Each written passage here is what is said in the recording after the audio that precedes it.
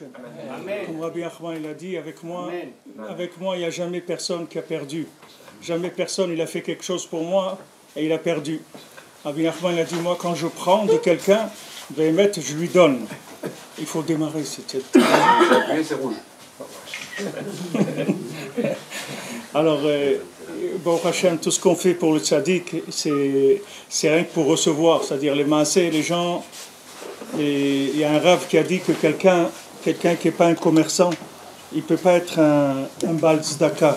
C'est-à-dire pour être un Baal Tzedaka, il faut être commerçant. C'est-à-dire il faut savoir que quand on donne les maasés, on va recevoir quelque chose. Sinon, il n'y a pas de raison que quelqu'un y donne. Et s'il ne sait pas, il n'est pas conscient qu'il va recevoir. Alors le Rabbi Nachman il dit dans le Sipurim Asiyot, dans les contes du 7 mendiant, alors il parle d'un mendiant qui n'avait pas de main, qu'apparemment il n'avait pas de main, mais que Béhémet il avait des mains qui étaient extraordinaires. Apparemment il n'avait pas de main, mais c'est-à-dire quand on voyait, on avait l'impression qu'il n'avait pas de main, qu'il ne faisait pas des choses. Mais les maasés, ils faisaient des très très grandes choses. Alors quand on donne au tzaddik, on reçoit tout de suite tout ce qu'on fait, c'est-à-dire que ce soit de l'enseignement, que ce soit de la façade, des livres du tzaddik, tout ce qu'on peut faire connaître à Rabbi Nachman, c'est ça qui va amener Be'ezrat Hashem la Géoula dans le monde, comme Rabbi Nachman il a dit, que quand on verra que les gens ils apprennent le Likutei Moharan, alors on peut s'attendre à ce que Mashiach il soit là, Be'ezrat Hashem. Alors ce mois de Hadar, bien sûr, on est Marbim Besimcha, c'est-à-dire on ajoute la Simcha, ça veut dire déjà que ce qu'il a dit Rabbi Nachman, qu'on doit être Besimcha Tamid, si on dit Marbim, ça veut dire qu'il y a déjà quelque chose, et on ajoute, c'est tout. Mais ça veut dire que déjà, toujours il faut être Besimcha. Maintenant quand ça vient à Hadar, on ajoute un peu plus de Simcha, ou beaucoup plus de Simcha que ce qu'il y a d'habitude. Alors ce mois-là, il est Mesougal dans le Mazal d'Israël, parce que c'est le mois qui précède la Géoula. C'est là où il y a une élévation au niveau du Mazal, que le Shulchan Aruch dit que tout celui qui a quelque chose, un jugement avec un non-juif, que c'est le mois où il faut essayer de le faire pendant Hadar, parce que Hadar, le Mazal du Ham Israël, il est très élevé. Alors Be'ezrat Hashem, on espère que ce mois-là, ça va être Be'ezrat Hashem, la Géoula, que Be'ezrat Hashem, Akadosh Baruch Hu, il nous libère, et tout l'Am Israël, il monte en Eretz Israël, et tout dans les Rachamim, rien que par Chesed, qu'il n'y ait aucune peur, aucune angoisse, aucune pression, que tout se fasse Bechesed, Be'ezrat Hashem. Alors maintenant, pourquoi ce mois, il est Mesougal? Il y a beaucoup d'éléments qui ont fait que ce mois-là, il a une ségoula, il a une propriété spéciale. La première chose, c'est que on a le mois de Hadar, Moshe Rabbeinu, il est né le Zayin Hadar, et il est aussi décédé le Zayin Hadar. Alors Haman, quand il a attaqué le Ham Israël, il s'est dit, je vais choisir le mois de Hadar, parce que c'est le mois où Moshe Rabbeinu il est décédé. Comme Moshe Rabbeinu, c'est lui qui a amené la Torah en Israël, Torah Moshe Emet ve Torato Emet. La Torah, elle est de Moshe Rabbeinu. Moshe Rabbeinu nous a donné la Torah à nous, mais la Torah, c'est à Moshe. Hachem, il a donné la Torah à Moshe. Pour le Ham Israël, mais c'est par Moshe. S'il n'y a pas Moshe, il n'y aurait pas eu de Torah. Quand Moshe, il a refusé d'aller faire sortir le Ham Israël d'Égypte, Akadosh Baruch Hu lui a dit, sache que si tu ne vas pas, je ne les sors pas, ils ne sortent pas. C'est-à-dire qu'ils ne sortiront que si tu acceptes, toi, d'aller les chercher. C'est-à-dire toute la Géoula du Ham Israël dépendait de Moshe Rabbeinu. Ce n'est pas du Ham Israël lui-même. Le Ham Israël lui-même, il a besoin d'un tzaddik, d'un dirigeant, d'un manig qui puisse faire pour le Ham Israël, qui soit, lui, le contact avec Hachem. C'est-à-dire le Ham Israël, il ne peut pas avoir de lui-même la possibilité d'avoir un accès chez Hachem comme le tzaddik il a. Le tzaddik, il a tous les accès qui sont ouverts, puisque comme on dit que le tzaddik, il est gozer, et Hachem, il est mekayem, c'est-à-dire c'est un tzaddik qui décide quelque chose. Alors Hachem, il est obligé d'écouter le tzaddik. Pourquoi Hachem il est obligé? Parce que le tzaddik c'est quelqu'un qui s'est complètement soumis à Kadosh Baruch Hu. Quand on voit le tzaddik, il ne faut pas croire qu'on voit quelqu'un comme nous on voit une personne. Un tzaddik c'est quelqu'un, c'est un individu transparent, c'est pas un individu qui a quelque chose de lui-même. C'est pour ça que Moshe Rabbeinu il peut écrire dans la Torah, et l'homme Moshe c'était l'homme le plus humble qu'il y avait sur la terre. Maintenant, comment quelqu'un il peut écrire sur lui « Je suis l'homme le plus humble de la terre ». Normalement, on dit quelqu'un, s'il écrit ça, c'est quelqu'un d'orgueilleux. Comment il peut écrire sur lui qu'il est le plus humble? Mais Béhémet, Moshe Rabbeinu, c'était pas quelqu'un qui a un ego. Il n'y a pas d'ego chez lui, ça n'existe pas. Il a dit, Moshe Rabbeinu, Anachnu ma. Il dit, nous, on est quoi? Nous, on est quoi? Nous, on n'est rien du tout, on n'existe pas, Bichlal. Vous voulez vous battre contre Moshe Rabbeinu. Quand l'homme Israël il voulait se battre contre Moshe, contre Aaron, il dit, Anachnu ma, kitalenu alenu. Qu'est-ce que vous... Nous, on est quoi? Nous, on n'est pas quelque chose. Donc le tzaddik, le fait qu'il est complètement annulé à Hachem, il devient l'homme d'Hachem, comme c'est écrit Isha Elohim, Moshe Isha Elohim. Moshe, c'est un homme divin, c'est pas un homme comme on voit, c'est un homme de divinité, c'est-à-dire que c'est Hachem en homme sur la terre, c'est le tzaddik. C'est Hachem réduit dans un homme, voilà, c'est le tzaddik.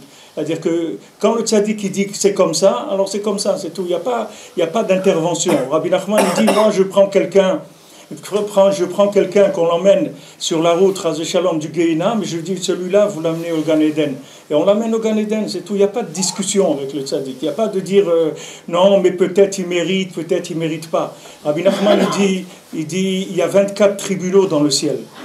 Maintenant, chaque heure de la journée il y a un tribunal qui siège dans le ciel. Maintenant quand quelqu'un il est jugé, alors il est jugé, le monde est jugé sans arrêt. Mais quand quelqu'un il a son jugement dans un tribunal, Rabbi Nachman il dit, si le jugement il me plaît pas, alors je change de tribunal. Dans un autre, je passe les 24.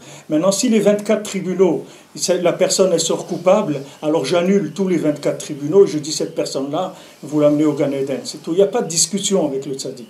Le tzaddik, ce qu'il décide, c'est comme ça que ça va être. Il n'y a pas de logique, il n'y a pas de justice, il n'y a pas de... Toutes ces notions-là, c'est des notions d'en bas, entre les hommes. Mais le tzaddik, quand il dit quelque chose, Hachem, il est obligé de suivre. Parce que le tzaddik, c'est son représentant sur terre. Si Hachem ne suit pas le tzaddik, il n'y a plus rien dans le monde. Pourquoi quand Abraham Avinu, Hachem, il l'a averti quand il a voulu détruire Sodome, Hachem, il a dit, je vais détruire Sodome, mais je ne peux pas faire ça si je ne le dis pas à Abraham Avinu. Mais pourquoi? Qu'est-ce que Hachem il dépend d'Abraham Avinu? Il ne dépend pas de lui. Hachem il a décidé maintenant qu'il allait détruire Sodome parce que leur comportement est arrivé à un niveau où il n'y avait plus de suite possible. Maintenant il a dit, moi je ne peux pas faire si je ne dis pas à Abraham Avinu. Parce qu'il ne peut pas faire dans le monde un décret si le tzaddik il n'est pas d'accord avec ça. Tant qu'il n'a pas l'accord, c'est comme quelqu'un qui a un gouvernement. Il faut qu'il ait l'accord du gouvernement. Il ne peut pas faire ce qu'il veut. Un roi, il a un gouvernement. S'il n'obtient pas l'accord de son gouvernement, il ne peut rien faire du tout. Si Hachem n'obtient pas l'accord du tzaddik, il ne peut pas faire un décret dans le monde. Donc maintenant, ce qui nous intéresse à nous, c'est d'obtenir de Moshe, d'obtenir du tzaddik, d'obtenir le bien directement du tzaddik, parce qu'on sait que si le tzaddik il est bienveillant par rapport à nous, alors chez Hachem c'est déjà obtenu. Il y a eu beaucoup de fois où on a vu que les tzaddikim, ils ont fait des choses même qui étaient contre la volonté d'Hachem, et que à ce moment-là, Hachem il a été obligé d'accepter. C'est la différence qu'il y a eu entre Noach, entre Abraham, entre Moshe. On voit que Noach, il n'a pas prié du tout pour le monde.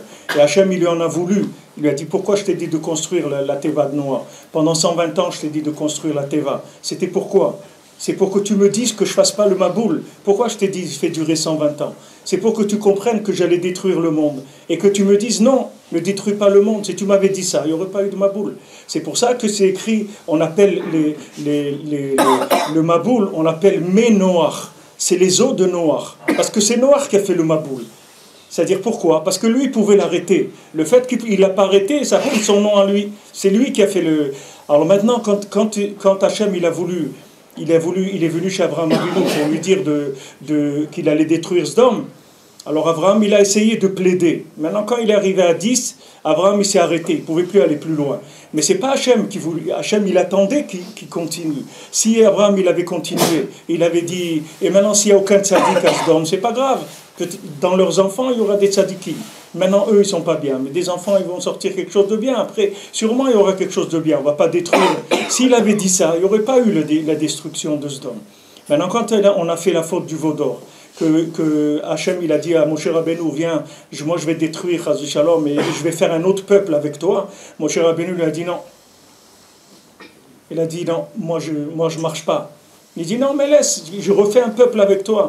Il a dit non, si maintenant tu acceptes ça, alors sinon Mechenina, il dit efface-moi de ton Sefer. Maintenant, dans les lettres de Mechenina, il y a Menoach. Dans Mecheni, c'est Menoach. Il a dit moi, tu ne vas pas faire avec moi comme tu as fait avec Noach. Que Noach, tu as fait le Maboul, et après, c'est lui qui a payé pour le Maboul.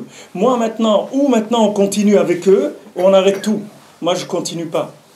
Moi, ou c'est avec cela, où on arrête ici. Hachem, il a dit Chazak, merci et tout. Voilà, je suis Kel Rachou Vechanoun. Il lui a donné tous les outils après pour faire descendre la miséricorde. Il lui a dit après, on va faire le Mishkan. Ou si Hachem, il était en colère sur l'homme Israël, quelqu'un qui veut Chaz Shalom détruire, il ne va pas après donner des outils, comment faire pour adoucir quand il lui a dit voilà, je vais te donner un outil, que après, si jamais tu vois que je suis en colère, tu fais ça et ça va calmer ma colère. Il lui a donné les outils pour adoucir la rigueur d'Hachem. Parce que Béhémet Hachem, chez Hachem, il n'y a aucune rigueur du tout. Hachem, c'est que de l'amour. Hachem, il a créé le monde par amour. Il n'a pas créé le monde pour de la tyrannie sur des gens. Hachem, il a créé le monde pour donner. Toute la création du monde, c'est pour donner à l'homme la possibilité de connaître Hachem, c'est tout. Hachem, il n'a pas besoin de l'homme. Hachem, il n'a pas besoin ni de la prière de l'homme, ni de la Torah de l'homme, ni des mitzvot de... Hachem, il n'a pas besoin de ça. Mais Hachem, ce qu'il voulait, c'est que l'homme, il puisse arriver à un degré de compréhension de l'infini qui soit plus grande que s'il n'avait pas été créé. Il avait besoin, Hachem, il aurait pu nous laisser en haut. Il n'avait pas besoin de nous amener dans ce monde. Hachem, il a des anges, il a des milliards d'anges. Mais ces anges-là, ils ne peuvent pas comprendre l'homme comme nous, ils ne peuvent pas comprendre Hachem comme l'homme, il comprend Hachem. Parce que les anges, comme ils sont dans les mondes supérieurs, ils n'ont pas une possibilité de refuser quoi que ce soit. C'est-à-dire qu'il y a une lumière d'Hachem qui est tellement grande qu'il n'y a pas de possibilité de choisir, de dire oui ou non. Maintenant, quand quelqu'un, il ne peut pas dire non, le oui, il ne vaut rien du tout. Qu'est-ce qui vaut le oui? C'est quand quelqu'un il peut dire non. Quand on dit voilà, ils se sont mariés, ils se sont dit oui. Mais s'ils sont obligés de se dire oui, c'est pas un mariage, c'est une affaire commerciale ou une obligation, c'est tout. Mais si quelqu'un il peut dire non, alors le oui, il a une valeur. C'est-à-dire, il regarde, il a choisi. Au lieu de choisir des bêtises, il a choisi la Avodat Hashem. Au lieu d'aller au match de football, il a été à la synagogue. Au lieu d'aller au cinéma, il a été à un shiur de Torah. Au lieu d'aller faire des bêtises, il a été prié. Donc on voit que ce choix-là, ça c'est que ici que ça existe. Ça nulle part ça existe. Il n'y a aucun ange qui peut arriver à ce niveau-là de quelqu'un qui a le choix entre le bien et le mal. Et d'ailleurs j'ai entendu il y a quelques semaines d'un rav qui a dit que toute la théorie que des goïms ils disent que l'homme il descend du singe, ça vient des malachim que Hachem il a envoyés dans le monde. Il y a des anges qui ont accusé l'homme. Alors Hachem, il a dit, qu'est-ce que vous voulez? Il dit, ouais, mais regarde, l'homme, il fait des bêtises dans le monde. Regarde, ils font des avérotes, etc. Alors Hachem, il lui a dit, mais regarde, nous, ici, on fait que du bien. Pourquoi tu as choisi l'homme? Tu lui as donné la Torah. Donne la Torah à nous. Il a dit, regardez, vous accusez, alors vous allez descendre. Je vais vous envoyer sur terre, et vous allez voir ce que vous allez faire. Alors ils sont descendus sur terre, ils sont devenus tellement des Réchaïm qu'ils sont devenus des singes. Et c'est de là où elle a la théorie, toute la théorie qui disent que l'homme est descendu du singe, ça vient de ces anges-là, que Béhémet, ils avaient une forme humaine au début, et après ils ont fait tellement d'avérotes qu'ils sont devenus des singes. Il y a un rabbin qui a dit ça, j'ai entendu ça il y a quelques semaines. Maintenant, l'homme, il a quelque chose d'extraordinaire, c'est que, bon, Hachem, il a la possibilité de choisir. Ça, c'est nifla, c'est extraordinaire. Maintenant, il y a écrit dans la Torah, En mekablim gerim limot HaMashiach. C'est-à-dire que maintenant, quand Mashiach il va venir, on va plus accepter des gens qui vont vouloir se convertir. Pourquoi maintenant on ne va plus accepter? Parce que comme ils ne pourront pas dire non, alors le oui, ça ne sert à rien. Une fois que la vérité elle va être connue dans le monde, c'est fini. Il y a plus de... C'est comme quelqu'un qui monte en Israël. Quelqu'un qui monte en Israël il y a 50 ans, ce n'est pas le même tarif que celui qui monte aujourd'hui. C'est quelqu'un qui est monté il y a 50 ans, qu'il était dans les tzrifim avec des scorpions et des trucs, et qui n'avait rien à manger, il ne va pas comparer avec maintenant qu'il est dans il travaille au téléphone et il rentre 10 000 shekels par mois, ça n'a rien à voir. C'est pas la même aliyah, il y a des tarifs, c'est-à-dire plus on avance, et c'est sûr qu'il y a moins de mérite quand la personne elle voit et dit bon, avance, je te rejoins, je vais voir comment ça se passe. Si tu réussis, je te promets que moi aussi je viens. Mais le tarif, c'est pas le même.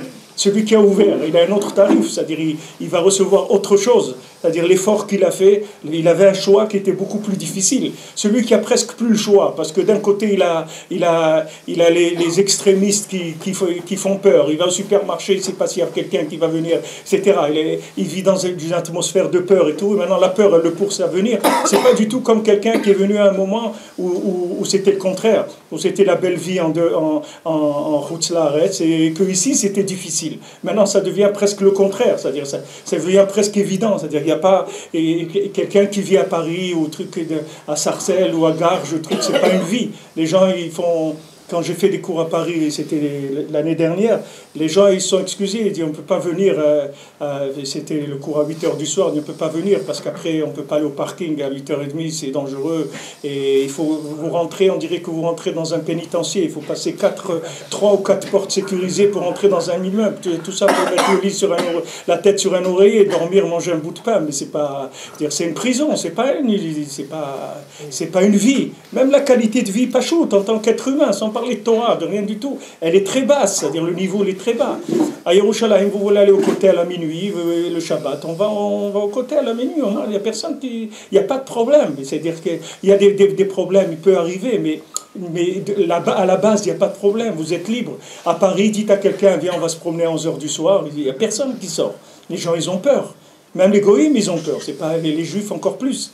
Quelqu'un, il a essayé de se promener à Paris avec une kippa, il a dit, il a fait une expérience, il a dit en 10 heures, je ne sais pas combien de fois il s'est fait insulter, il s'est fait attaquer, il s'est fait menacer, etc. Mais ce n'est pas le même tarif, vous comprenez, quand on ne peut plus dire non, alors le oui, il a aussi, c'est un autre tarif. Alors Hachem, il nous a envoyés dans ce monde parce qu'on a le choix. Et le choix qu'on a de dire non, ça fait que le oui, il fait grandir, il nous donne des récipients. Ces récipients-là, c'est une capacité de supporter la lumière infinie dans le monde futur. C'est pour ça qu'on est là. On est là, qu'on dit Olam Hazeh Domé les pros d'or, c'est-à-dire ce monde-là, c'est un couloir pour arriver au monde futur, c'est-à-dire qu'on est là pour se préparer. On fait grandir des récipients. Tous ces récipients-là, ils vont nous permettre de comprendre l'infini. Comme c'est écrit à Tidim, Malaché Hacharet, c'est-à-dire les anges, ils vont demander à Israël, expliquez-nous des choses sur Hachem. Les anges qui vivent devant Hachem, ils vont demander au Ham Israël, expliquez-nous comment il est Hachem. Et dit, mais comment toi tu vis devant lui tout le temps, depuis tu as été créé devant lui, et toi tu me demandes à moi, et dit oui, parce que toi, comme tu le comprends, moi je ne peux pas le comprendre comme ça. Pourquoi? Parce que moi je n'ai pas eu la possibilité de dire, je ne veux pas. Donc je n'ai pas grandi mes récipients pour pouvoir recevoir une lumière aussi profonde que toi. Mais le fait que maintenant toi, tu as été dans des difficultés dans ce monde, et surtout quand tu es passé par la galoute, et que tu es passé par 2000 ans de galoute, et tu continues à aller à la synagogue, à mettre les tefilines, après 2000 ans de galoute, ça c'est quelque chose qui fait des récipients extraordinaires. Et ces récipients, ils donnent un accès à une compréhension de l'infini beaucoup plus grande. C'est-à-dire on va apprécier. On va apprécier la lumière de l'infini. C'est-à-dire on a de quoi comprendre Hachem. Et c'est ça le but de la création. C'est pour ça qu'Hachem il a créé le monde. C'est tout. Tout ce qu'il y a d'autre comme explication, c'est faux. La seule explication qui existe, c'est Begin de Mishtamo de Inle. Hachem il a créé le monde, comme le Zohar dit, pour qu'on le connaisse. C'est tout. C'est tout. Maintenant, c'est pas parce que lui veut se faire connaître. Hachem il n'a pas besoin de se faire connaître. Mais nous donner à nous le mérite de le connaître dans ce monde en ayant la possibilité de refuser ce choix-là. C'est tout. C'est tout. C'est le but de la création du monde. Alors maintenant, tout ce qui va être plus difficile, ça va donner des récipients plus grands et ça va nous permettre d'avoir accès après à une compréhension beaucoup plus importante de l'infini. Dans ce mois de Hadar, on a reçu la Torah.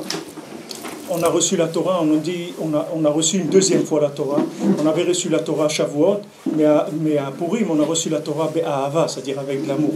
Dans le même mois, on a aussi Moshe Rabbeinu qui est décédé et qui naît aussi. Il est né le 7 Hadar et il est décédé le 7 Hadar. Donc quand Haman il a voulu nous attaquer, il a dit puisque Moshe, le tzaddik, il est mort, donc c'est terminé.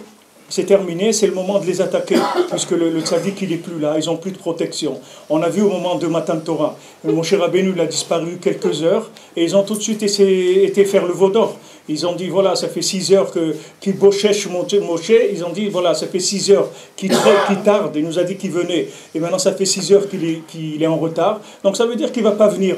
Donc, maintenant, on n'a plus le tzaddik. Tout de suite, ils ont été faire le veau d'or. C'est pas que maintenant, ils n'avaient pas envie de faire le veau d'or. Ils avaient toujours envie de faire le veau d'or. Parce qu'ils sortaient d'Égypte. C'était pas des Juifs qui étaient à l'intérieur. Ils n'avaient pas la vie de la Torah. Ils n'étaient pas prêts à vivre la Torah. C'est des Juifs égyptiens.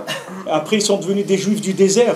Mais ils avaient toujours un côté de l'Égypte en eux. Comme tous les gens qui font tchouva. Il y a des gens qui me demandent, ils me disent, mais Ravi Frère, moi voilà, j'ai fait tchouva il y a 10 ans, 15 ans, mais je vois, il y a des choses qui restent tout le temps.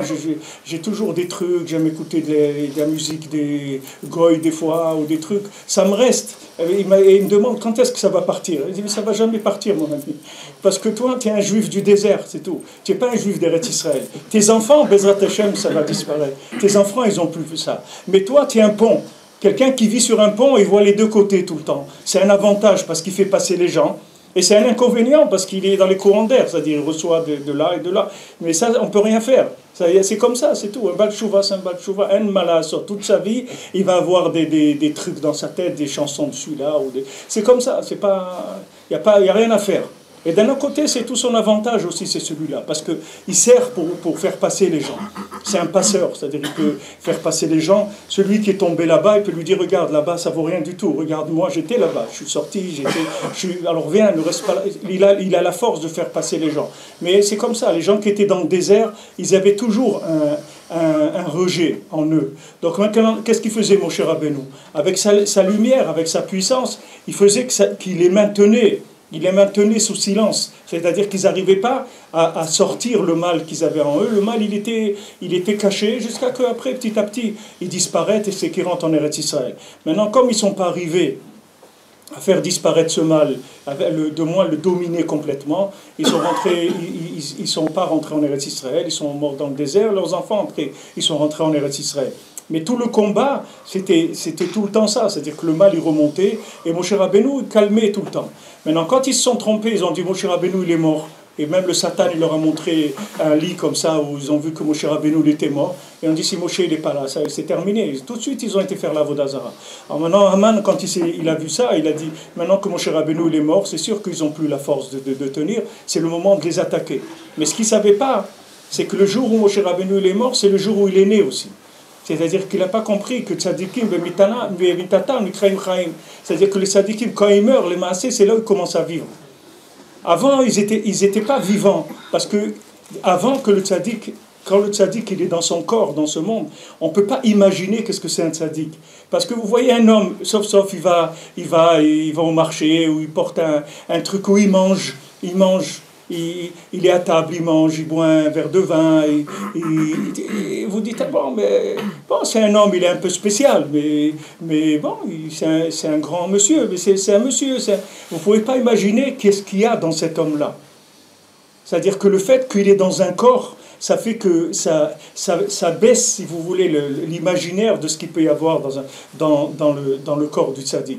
Maintenant, quand le tzaddik il s'en va, et que vous continuez à le chercher, alors là, il y a la force, la véritable force du tzaddik qui commence à venir. Parce que quand un tzaddik il est mort physiquement et que vous continuez à le chercher, là c'est plus le corps du tzaddik, c'est pas l'effet imaginaire que vous cherchez. Là vous cherchez l'âme du tzaddik et son aide spirituelle profonde. C'est plus maintenant, vous allez venir, le tzaddik il a fait une fête, le Shabbat, on va venir chanter avec lui, on va danser avec le tzaddik. Tout, c'est plus ça qu'on cherche. On cherche maintenant quelqu'un qui va nous sauver. Behemet. Et si on ne cherche pas Béhémet, on ne va pas chercher. Parce que qui est-ce qui va aller chercher une âme? Et c'est que quelqu'un qui a envie qui est-ce qui va honorer l'âme d'un monsieur? C'est ses enfants. Ses enfants, ils sont attachés à lui. Donc même quand il est décédé, ils vont sur sa tombe, ils font l'askara, ils font pour lui des mitzvot, etc. Qui est-ce qui va penser à lui? La personne qui le voyait au supermarché, il va penser à lui. Il ne va pas penser à lui. Et il le voyait, il lui dit bonjour tous les jours, il lui donne son lait, son pain, etc. Mais lui, une fois qu'il est mort, il ne va pas penser à lui, c'est terminé. Il peut peut-être penser à lui qu'il a perdu un client, c'est tout. Mais pas, je veux dire, il ne va pas aller s'occuper de sa neshama une fois qu'il est décédé. Qui est-ce qui va s'occuper de lui? C'est les enfants. qui vivaient avec lui et qui sont attachés à lui et qui savent que même que le père ou la mère ou la personne elle est décédée, l'Emassé elle est toujours là, elle n'est pas décédée, elle est toujours vivante. Et tous les gens qui ont des parents, que Hachem Ishmor, que personne ici connaît ça, mais ceux qui ont des parents qui sont décédés, ils savent très bien qu'ils sont vivants, les parents. C'est pas, ça y est, ils sont partis, ils n'existent plus. Ils sont toujours vivants. Il n'y a pas de mort. Chez nous, ça n'existe pas, la disparition. Il y a juste une évolution de ce monde dans un autre, mais il n'y a pas une disparition. Quand maintenant on cherche le tzaddik, qu'est-ce qu'on cherche? Le neshama du tzaddik, c'est ça qu'on cherche. Quand Moshe Rabbeinu il est décédé, tout de suite ils ont oublié 3000 halachot. Tout de suite, c'est écrit, tout de suite, Shachrou Beoto Yom, 3000 halachot qui sont partis. On dit, quel rapport? Quel rapport? Parce que Moshe il est mort, vous oubliez la Torah? Mais oui, parce que quand Moshe il est là, vous vous souvenez de la Torah. La Torah, elle est là, parce que celui qui détient la Torah, il est là. Du moment où il est décédé, il y a 3000 halachot, ils sont venus, ils ont demandé, qu'est-ce qu'on fait? Il ne peut rien faire, mon ami. Allez travailler pour essayer de les récupérer. Mais ça y est, il est parti, c'est à lui la Torah. La Torah, elle est à lui, il est parti, il a emmené avec lui 3000 halachot, il les a emmenés. Maintenant, vous voulez qu'il les rende, allez chercher. Allez vous casser la tête, allez pleurer, allez vous demander qu'il les ramène. C'est-à-dire que maintenant, le tzaddik qui part, il emmène des choses avec lui. Maintenant, il faut chercher plus profondément. Mais maintenant, Haman, lui, il ne savait pas ça, il croit qu'il est mort, ça y est, c'est comme lui. C'est sûr que Haman, quand il est mort, c'est terminé. Il est plus là. Mais Moshe Rabbeinu, c'est pas ça. C'est quand il meurt, c'est là où il commence à vivre. C'est là où il commence à être vivant, mamash. Qu'est-ce que ça veut dire vivant? Ça veut dire que sa neshama, elle est là. Et que maintenant, celui qui va honorer le tzaddik, il va honorer sa neshama. Il ne va plus venir pour que le tzaddik lui fasse des sourires, ou il lui fasse une bracha pour la paranassa, ou il le regarde, ou il vienne assister au kiddush de la naissance de sa fille, ou un truc. C'est plus ça. Si maintenant il est avec le tzaddik, c'est parce que Be'emet, ce qu'il cherche, c'est la Torah du tzaddik, c'est la Yeshua du tzaddik, c'est la neshama du tzaddik, c'est ça qu'il cherche. Alors maintenant, ce qui nous reste, c'est que ça. Pourquoi Hachem, il enlève les tzaddikim? Pourquoi on voit à chaque fois qu'il y a un tzaddik qui part, il n'y a rien derrière lui? Prenez avec les derniers tzaddikim qu'il y avait, vous voyez qu'ils partent, ils ne laissent rien derrière eux. Celui qui reste derrière eux, il n'est même pas 1% de celui qu'il y avait avant. Et ça descend sans arrêt, parce qu'Hachem, il ne veut plus du cinéma, c'est fini. Hachem, il ne veut plus de cinéma, il veut qu'on cherche Be'emet. Et si on cherche Be'emet, tous les tzaddikim, ils sont là. Et si on ne cherche pas, il n'y a personne. Et si on cherche Be'emet, ils sont tous là, ils sont mamash à côté. Rabbi Shimon, vous allumez une bougie pour Rabbi Shimon Bar Yochai, vous parlez avec lui, il est là, Rabbi Shimon. Il est à côté de vous. Mais seulement, le côté imaginaire, il n'est plus là, c'est fini. C'est-à-dire, tout ce qui était, que les gens qui venaient pour faire du cinéma, de la Torah, ça n'existe plus. C'est-à-dire, combien des tzaddikim, ils ont travaillé sur les gens ils venaient juste pour... ils voyaient la grandeur, la beauté du tzaddik, la lumière qu'il y avait, etc. Ça leur plaisait, alors ils venaient pour ça. Aujourd'hui, c'est plus la lumière, la splendeur. Aujourd'hui, ce qu'on cherche, c'est est-ce que maintenant tu cherches une réparation véritable? Tu cherches un vrai médecin qui va guérir ton âme? Alors viens, il y a quelqu'un qui est là. Maintenant, comment tu vas faire? Il faut que tu le cherches, c'est tout. Parce qu'il ne va pas apparaître de façon évidente. Et si tu le cherches, tu vas voir qu'il est là. Rabbi Nachman, quand il est décédé, il avait 38 ans. Alors, ses élèves, ils ont dit quoi? Vous nous laissez? Il dit, Chas v'shalom, je ne vous laisse pas. Jamais je vais vous laisser. Je suis toujours ici avec vous. Alors, il a dit, voilà, regardez, il y a cette porte à côté. Maintenant, si tu es derrière la porte et tu me parles, je vais t'entendre, je suis là. Il dit, c'est la même chose. Je serai toujours là. Mais seulement, je vais être derrière la porte, c'est tout. Tu ne vas plus me voir. C'est-à-dire, l'effet optique, l'effet imaginaire, il n'y aura plus. C'est-à-dire que maintenant, on cherche du vrai. Est-ce que maintenant tu veux vraiment ou pas? Si tu veux pas, tu veux pas. Voilà, il y a des gens, ils sont chutz laaretz. Il se passe ce qui se passe, ils interprètent comme ils veulent. Voilà, au Danemark, quelqu'un il a dit non, nous on est des Danois d'abord. On est juifs, d'accord, mais on est d'abord des Danois. On ne citera pas le Danemark parce que les gens ils nous font peur. Nous on est des Danois juifs. Alors celui qui veut voir comme ça, il n'a qu'à voir comme ça. Il peut voir comme il veut. Mais celui-là, ça va être difficile pour lui qu'il monte en Israël, parce que Bémet, il n'a aucune raison de monter en Israël. Qu'est-ce qu'il va faire en Israël? Il va regretter le Danemark toute sa vie, c'est pas la peine. Il vaut mieux qu'il reste là-bas. Plutôt qu'il vive en Israël, que toujours il a envie de retourner là-bas. Il vaut mieux qu'il reste là-bas. C'est-à-dire, si maintenant quelqu'un il veut Bémet, il n'y a pas de problème. C'est ouvert, bon, Hachem, tout est ouvert. Mais si quelqu'un il cherche uniquement le côté extérieur des choses, ça ne va pas marcher. Alors maintenant, Purim, ça vient pour justement aller contre ce côté-là qui est le côté extérieur. C'est pour ça qu'on se déguise à Purim. Pourquoi on se déguise à Purim? Parce que tout le monde il montre que c'est un déguisement. Que ici, tout le monde peut se déguiser. Il n'y a pas de problème. Elle est déguisée en rabbin, voilà, il a mis un chapeau, il met un truc. Alors on lui dit, monsieur le rabbin. L'autre, il est déguisé comme ça, l'autre, il est déguisé comme ça. Mais ce qu'il y a Béhémet, c'est ça qu'on cherche. On se casse qu'il y a vraiment derrière tout ça. C'est-à-dire que la Neshama, qu'est-ce qu'elle cherche comme alimentation? C'est ça qu'on veut. Et c'est ça qu'on a eu à Purim. Et à Purim, on est arrivé à un moment où on dit Haman et Mordechai, c'est la même chose. C'est-à-dire tellement on arrive, c'est que le côté extérieur, on arrive à ce qu'on dit, moi je comprends rien du tout, moi je sais pas. Moi je sais pas qui c'est Haman, qui c'est Mordechai, je sais rien. Moi je cherche Béhémet, je cherche Hachem Béhémet. Je veux plus me baser sur les signes extérieurs, je sais pas du tout. Extérieurement, je sais pas. Il y a des gens qui croient que dans leur vie, ils ont échoué, alors que c'est des gens qui ont réussi. C'est des tzadikim. Il y a des gens qui croient qu'ils ont réussi, c'est des gens qui ont échoué leur vie. Il n'y a pas aujourd'hui de critères imaginaires. Il n'y a pas ça. Il y a celui qui cherche Béhémet, c'est tout. Rabbi Nachman, il a dit, Mashiach, il va venir avec des gens simples qui font le Teilim tous les jours. C'est eux qui vont emmener Mashiach. Hachem, il va venir avec ces gens-là, ces gens simples, des gens simples qui cherchent la vérité simple, simplifiée. Rabbi Nachman, il a dit, moi j'ai été au plus grand niveau de sagesse auquel un homme puisse arriver sur terre. Il n'y a pas un homme qui a atteint la sagesse que j'ai atteint moi. Et quand je suis arrivé au summum de la sagesse, j'ai vu que la plus grande sagesse qui existe, c'est la simplicité. C'est tout. Il n'y a pas plus haut que la simplicité, de faire les choses simplement. Mais quand on fait des choses simplement, c'est parce qu'on veut du vrai. Tout ce qui n'est pas vrai, c'est compliqué. Quelqu'un qui n'a pas soif, il ne peut pas boire de l'eau. Il veut du coca, ou il veut du whisky, ou il veut un gin, ou il veut un truc, ou un Fanta, ou ce que vous voulez. Mais quelqu'un qui a vraiment soif, c'est que l'eau qui enlève la soif. Il n'y a rien qui enlève la soif, comme l'eau. Quand quelqu'un il vient, il a couru, il a marché, il est vraiment fatigué, il a soif, c'est un verre d'eau qu'il veut. Vous lui donnez un verre de coca, il ne peut pas. C'est pas une boisson pour enlever la soif, le coca. Maintenant, l'eau, oui, ça enlève la soif. Tout ce qui est simple, c'est vrai. Tout ce qui est compliqué, la complication, c'est le vêtement du faux. Plus quelque chose est faux, plus qu'il faut le compliquer pour faire semblant que c'est vrai. Mais ce qui est vrai, il n'a pas besoin de s'être compliqué, parce qu'il est vrai. Donc il est simple. Donc celui qui va vers la simplicité, ça veut dire qu'il cherche la vérité.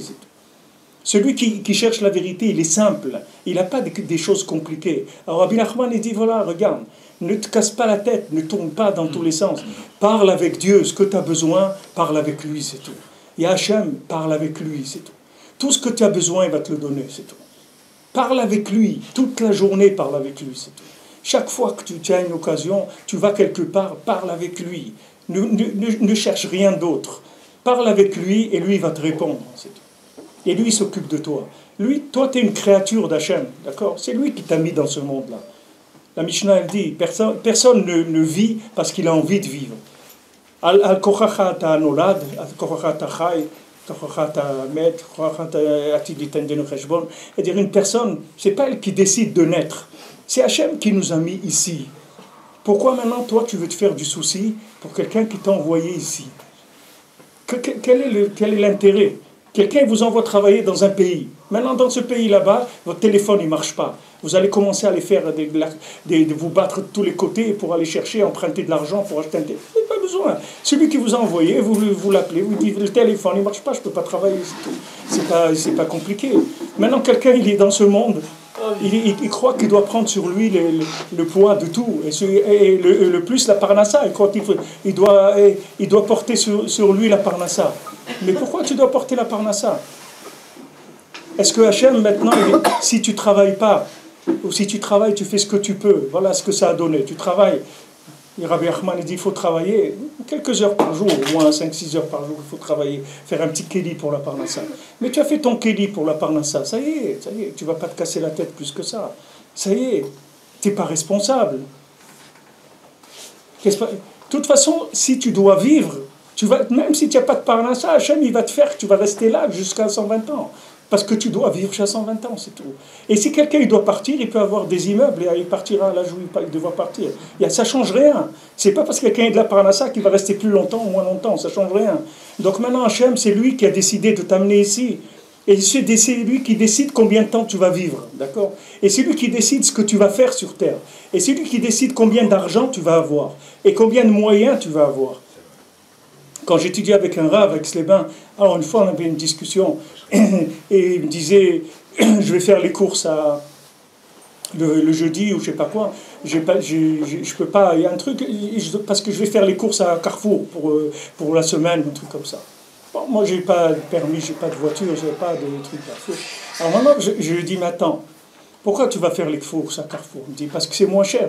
Je lui dis, mais Hachem, quand il te donne la parnassa, il te donne en argent ou en produits? Si tu as besoin de 5 kilos de pommes de terre par semaine, Hachem, il te donne 5 kilos, il te donne le prix de 5 kilos de Carrefour. Qu'est-ce qu'il te donne, Hachem? Hachem, il te donne pour acheter 5 kilos, ok? Si ton épicerie, elle vend les pommes de terre 30% plus cher, Hachem, il va t'ajouter pour que tu aies tes 5 kilos de pommes de terre. Toi, maintenant, tu vas faire que Hachem, tu crois qu'Hachem, il travaille moins parce que tu vas lui faire une tova, tu vas à Carrefour, alors tu vas payer les pommes de terre moins cher, et Kilo, tu lui as fait tu lui dis Hachem, voilà, c'est pour pas que tu payes trop cher les pommes de terre, alors je fais un effort, moi, je vais les acheter. Mais c'est pas comme ça, la parnassa. La parnassa, c'est Hachem, il te donne ce que tu as besoin, c'est tout. Toi, tu n'as pas besoin de travailler pour ça. Il y a une fois un rav à Yerushalayim, il a rencontré quelqu'un, il venait du Machane Yehuda le jeudi soir à minuit parce que c'est moins cher, ils vendent tout moins cher. Il y a des gens qui viennent acheter parce que ça coûte moins cher. Alors le rav, il a demandé, il lui a dit, mais pourquoi tu viens tellement tard? Il lui dit, parce que c'est moins cher. Il lui dit, combien tu as économisé? Il lui dit, j'ai économisé 50 shekels. Il lui dit, alors tu as fait économiser à Hachem 50 shekels. Parce que lui il t'a dit que je te paye le Shabbat, oui. Alors maintenant, toi, tu veux lui faire des économies. Alors tu viens, tu te fatigues, tu vas faire le marché à minuit et rentrer chez toi à 1h du matin pour lui faire économiser à lui. Mais c'est pas comme ça. Hachem, il te donne ce que tu as besoin. Toi, avance, fais ce que tu as à faire. Fais ce que lui te demande de faire et le reste, t'en occupe pas, c'est tout. Fais normal, c'est tout, simple. Tu n'as pas besoin, toi, d'aller faire des queues, des heures et des heures. Tiens, une épicerie en bas, achète ce que tu as, c'est tout. Même si ça coûte 2 fois plus cher. Tu verras qu'il ne te manquera rien. Parce que Hachem, il te donne selon ce que tu as besoin. Tu as besoin de 6 bouteilles d'eau par jour, et il va te payer 6 bouteilles d'eau, qu'elles coûtent 1 shekel ou qu'elles coûtent 1,5. Ça ne changera rien. Ne l'aide pas là-dedans. Aide-le dans là où toi, tu dois faire ton travail. Au lieu maintenant d'aller perdre du temps au supermarché, prends un Teilim, tu dis regarde Hachem, normalement le supermarché ça me prend 1 heure. Maintenant moi je vais aller à l'épicerie, ça va me prendre qu'une demi-heure. Donc maintenant je vais payer plus cher pour la demi-heure. Alors cette demi-heure là, je te la donne, voilà des Teilim. Je vais à un moment, je vais faire une demi-heure de Teilim. Et là tu as fait quelque chose, là tu as fait du vrai business. Ça s'appelle du vrai business. Ça c'est pas d'aller faire économiser Hachem sur ta parnassa. Ça, c'est complètement idiot. C'est pas... Maintenant, nous, on a vécu, malheureusement, on est en galoute depuis 2000 ans. Donc, on a vécu avec des gens qui n'ont pas la émouna dans Hachem. Donc, pour eux, bien sûr, il doit aller à Carrefour. Il doit même aller au bout du monde pour aller acheter ses pommes de terre. Parce que lui, il n'y a rien. S'il dépense son argent, on ne va pas lui donner. Il n'y a pas de rattrapage. Mais nous, on ne vit pas avec ça. Nous, on sait qu'à Rosh Hashanah, Hachem, il nous donne ce qu'on a besoin. On a 2 enfants, on reçoit pour 2 enfants. On a 4 ans, on reçoit pour 4. On a 10 ans, on reçoit pour 10. Il n'y a pas de problème. Il n'y a pas du tout de problème. C'est quelqu'un, il a 10 enfants, il a 15 enfants, Hachem il lui donne pour ce qu'il a besoin. Lui, il travaille pour Hachem, Hachem il lui paye tout. On est des créatures. Du moment où on se considère comme une créature, on sort complètement du souci de toute chose, surtout de la parnassa. Surtout de la parnassa. Pourquoi maintenant je vais porter ce poids? Les gens, ils ont l'impression que la parnassa, si on n'a pas de parnassa... Mais alors, Rabbi Nachman, il va jusqu'au bout. Il dit, regarde, si tu n'as pas de parnassa, qu'est-ce qui va se passer? Tu ne vas pas avoir de quoi manger. Ok, alors qu'est-ce qui va se passer? Tu vas mourir. Ok. Alors, de toute façon, il faut mourir. Qu'est-ce que ça change? Ça veut dire, si Hachem, maintenant, il a décidé que tu dois vivre, tu vivras même si tu n'as pas de parnassa. Hachem, il t'amènera la parnassa obligé chez toi. Il t'amènera chez toi, dans ta maison, la parnassa. Parce que maintenant, Hachem, il veut comme ça. Et bien, j'ai vu cet exemple avec quelqu'un qui étudie avec nous, un monsieur âgé qui étudie avec nous, et il a eu un problème de sa retraite, ils lui ont coupé la retraite, etc. Et le pauvre, il n'avait plus de quoi payer son loyer, il était très embêté, etc. Bon, Hachem, après, il a trouvé comment rattraper. Mais quand ils ont rattrapé, il dit, il y a une condition, c'est qu'il faut que vous receviez un repas chaud tous les jours d'un organisme, parce qu'il est vieux, il est tout seul, il a plus de 80 ans, et il a dit, il faut que vous receviez un repas tous les jours. Alors lui, il a l'habitude de faire son manger tout seul, il mange des choses simples et tout. Et alors il est venu, il m'a dit, voilà, ils veulent m'envoyer pour un repas, mais moi j'ai pas besoin, etc. Je dis, ne réfléchissez pas, faites ce qu'eux ils vous disent de faire, parce que c'est eux qui vont vous donner la pension. Donc ce qu'ils vous disent de faire, faites-le, c'est tout. Alors il m'a dit, bon d'accord, il a été, il a fait. Et maintenant les mains, qu'est-ce qu'il a? Ils ont trouvé que juste à côté de là où on étudie, à 50 mètres, il y a un endroit qui donne des repas chauds tous les jours. Et juste à l'heure où on finit le shiur, donc il finit le shiur, il va là-bas, il mange un bon repas, il n'a pas besoin de... Regardez Hachem, tout ce qu'il fait pour donner un repas à quelqu'un. Il va le faire tourner. C'est Hachem qui va lui faire tourner pour lui amener le repas. Il lui a enlevé la pension pour qu'il aille au bureau et qu'il fasse une demande. Et il lui a mis dans la tête de l'assistant social que s'il ne prend pas le repas, il ne lui donne pas la pension. Donc il a été obligé d'aller prendre le repas. Et voilà, maintenant, même quelqu'un qui ne veut pas, j'ai vu, il dit, regarde, il ne veut pas. Il dit, je ne veux pas. Hachem me dit, il n'y a pas, je ne veux pas. Moi, je veux que tu manges un repas chaud tous les jours. Un bon repas avec de la viande et tout. Donc tu vas aller le prendre là-bas. Maintenant, tu ne veux pas. Alors maintenant, je vais te faire dépendre toute ta parnassa de ce repas-là. Et donc tu vas être obligé de faire ça et tu auras ton repas. Donc tu vois, même quelqu'un qui ne veut pas, Hachem, il va l'obliger à avoir. Donc de quoi je me fais du souci? De quoi je me fais du souci, Béhémet? De quoi ce que je dois me faire du souci, c'est de révéler Hachem dans le monde. Ça, oui, c'est ça mon souci principal et mon souci permanent. Est-ce que maintenant, ma vie, elle révèle Hachem, c'est tout? Est-ce que je travaille pour révéler Hachem, ou maintenant je perds du temps, ou Chas v'Shalom, je travaille pour le contraire? C'est tout ça, c'est mon souci, ça c'est un vrai souci. Et à ce moment-là, quand je vais commencer à chercher là-dedans, alors là je vais arriver aux bonnes adresses. Tant que maintenant je n'ai pas compris ça, alors je ne vais pas trouver les adresses. Maintenant, une fois que j'ai compris que je suis là pour ça, pour révéler Hachem, à ce moment-là, tout va se mettre en place et je vais arriver aux bonnes adresses. Après, je vais arriver à trouver le tzaddik, après je vais trouver les conseils qu'il faut, après je vais trouver tout ce qu'il faut. Une fois que j'ai compris qu'est-ce que je fais ici et que je me soucie de la chose principale. Pas quelqu'un qui s'est soucié toute sa vie de la parnassa. Et après, on va partir, tous on va se finir dans... Alors qu'est-ce qu'on va faire avec la parnassa? Ah, il a eu de la parnassa, il a eu dans sa vie, il a eu des belles choses. Qu'est-ce qu'il va faire avec? Quelqu'un, il a 3 immeubles, ok, il va habiter dans tous les appartements en même temps, même s'il dit tous les soirs on change d'appartement. On veut comme ça, il a dans sa tête, il veut changer. Nous, un soir, il va avoir le même appartement que tout le monde, il va finir dans un trou, c'est tout. Et tous les appartements, il va les laisser, ses enfants, ils vont se disputer, parce qu'ils vont dire, c'est moi, je me suis occupé de papa, c'est moi qui dois prendre le plus que toi. C'est des problèmes, il y a pas de... Qu'est-ce qu'il y a dans ce monde? On finit tous avec des soucis, il n'y a pas de fin heureuse dans ce monde. Il n'y a pas quelqu'un qui dit, waouh, j'ai profité de ce monde un maximum, j'ai tiré tout ce qu'il y avait à tirer et je m'en vais, ma marche bien. Il n'y a pas des gens qui... Rabbi Nachman dit, il n'y a personne qui a gagné dans ce monde, qui a fini gagnant. Les seuls qui ont fini gagnant, c'est des gens qui ont préparé leur place pour le monde futur. Eux, ils ont fini gagnant. Mais celui qui s'est occupé que de ce monde, il n'a rien gagné du tout. Il est sorti perdant complètement. Il n'a rien gagné, Bichlal. Ça, c'est la conscience que Hachem, il veut qu'on ait. Et particulièrement, bon Hachem, celui qui a le srout de vivre en Eretz Israël, que c'est une matana trinam, c'est pas une matana. On parlait tout à l'heure, quelqu'un est venu me voir à Yerushalayim il y a quelque temps, il m'a dit voilà, je pense retourner en France et tout, parce que ça marche pas la parnassa, et ça fait 4 ou 5 ans que je suis là, j'ai 5 enfants, ou 4 ou 5 enfants, et je m'en sors pas et tout, mais ma femme elle veut pas retourner, etc. Alors il m'a dit je sais pas quoi faire. Je lui ai dit, mais pourquoi vous voulez retourner? Parce que vous ne savez pas où vous êtes. Si vous saviez où vous êtes, jamais vous oseriez avoir une pensée comme ça de retourner. On vous a sorti d'une poubelle, on vous met dans un palais et vous voulez retourner dans la poubelle. Mais ça veut dire que vous ne savez pas que vous sortez d'une poubelle. Vous n'êtes pas conscient. Je dis, alors ce que vous allez faire, si vous voulez m'écouter, vous allez au Kotel, puisqu'il est dit au Yerushalayim, je dis tous les lundis, tous les jeudis.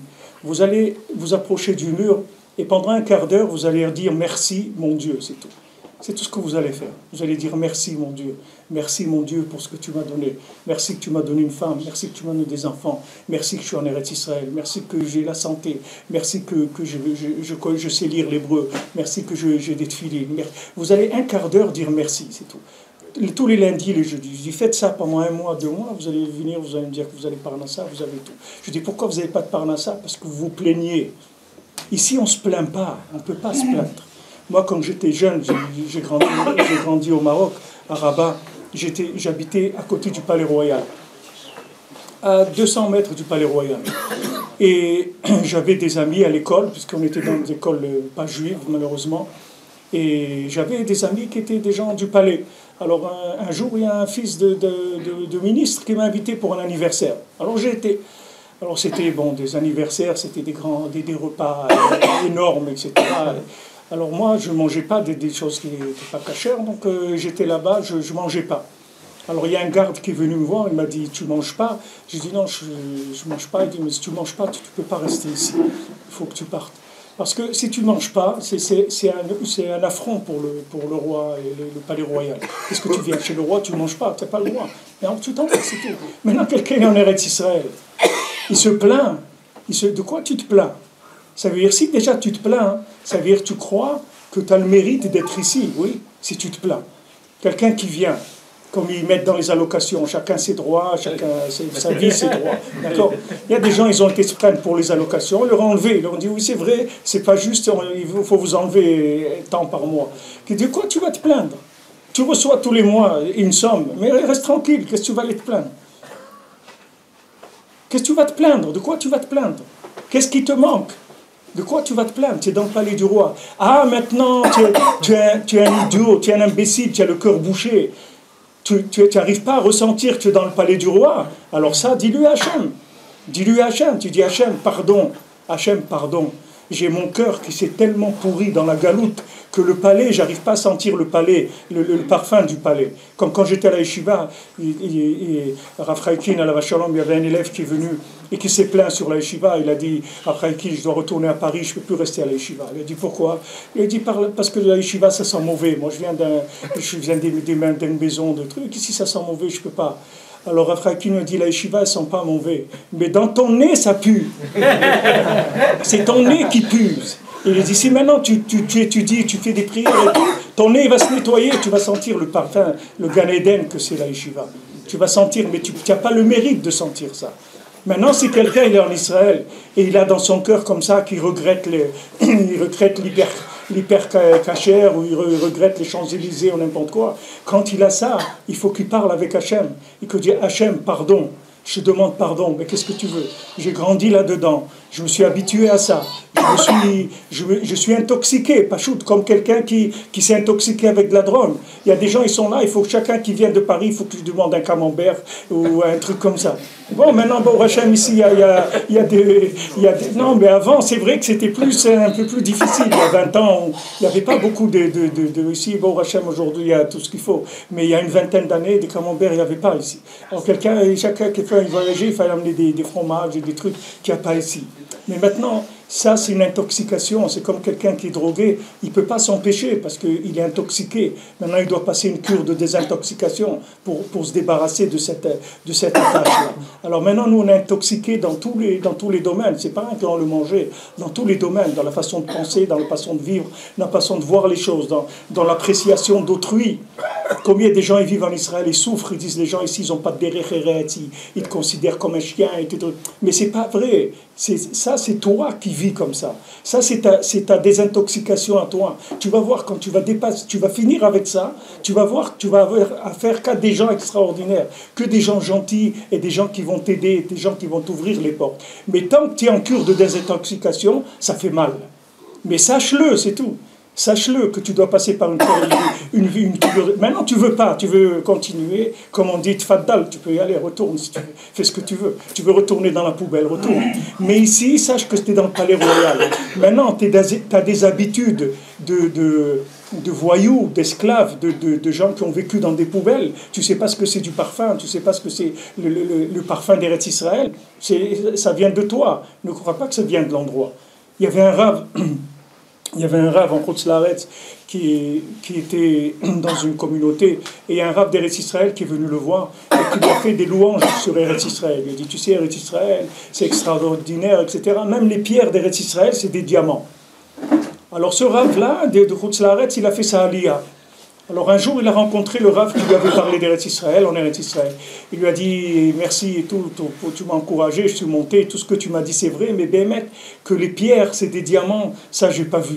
Elle lui a dit, si tu as le mérite, tu verras. Alors il a compris, le Rav, il a jeûné pendant des semaines. Après il a dit, j'ai vu que les pierres d'Eretz Israël c'est des diamants mamash. Il a vu avec ses yeux que les pierres c'était des diamants. Maintenant on ne donne pas le mérite à tout le monde de voir. Quelqu'un, déjà, on l'a laissé passer, comment on dit, il a resquillé pour rentrer, on va lui donner aussi, il va venir se plaindre et dire, monsieur, vous avez le ticket. Il dit, ah, mais attends, il dit, vous avez un ticket, vous avez resquillé, vous êtes rentré sans ticket. Qu'est-ce que vous demandez maintenant? Vous demandez, vous voulez pas un strapontin, vous voulez un siège devant, première loge, alors que vous avez resquillé pour entrer. Vous avez le mérite d'être ici. Vous savez ce que c'est Eretz Israël? Il y a des gens, ils auraient été d'accord de vivre 3 mois en Eretz Israël et de mourir. Rien que de vivre 3 mois en Eretz Israël, c'est tout. Oui, ils vous signent tout de suite. Vous prenez des gens il y a 2-3 siècles, vous lui dites voilà, tu vas vivre 3 mois en Eretz Israël et tu meurs ici tout de suite. Il vient. Parce qu'il sait que de vivre 3 mois en Eretz Israël, c'est plus que toute sa vie en Chutz La'aretz. Les gens, ils savaient ça. C'était évident pour eux.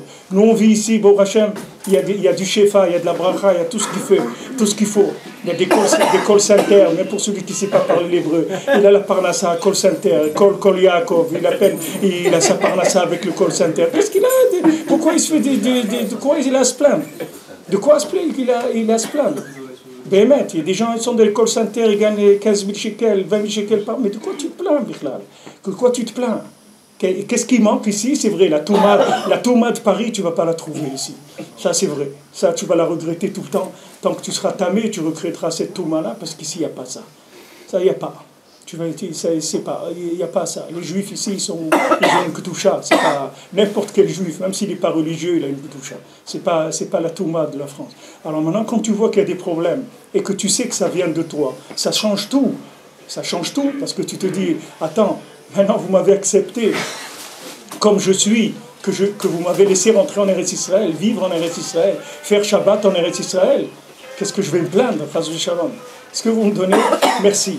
Si quelqu'un il fait ça, c'est ça la porte, c'est ça la clé pour la réussite.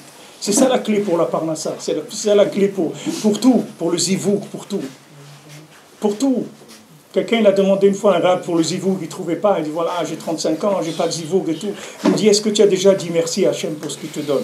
Il me dit non, je fais que demander et qu'il me manque le zivouk. Il dit alors dis merci à Hachem et tu vas voir dans 1 mois ou 2 tu vas te marier.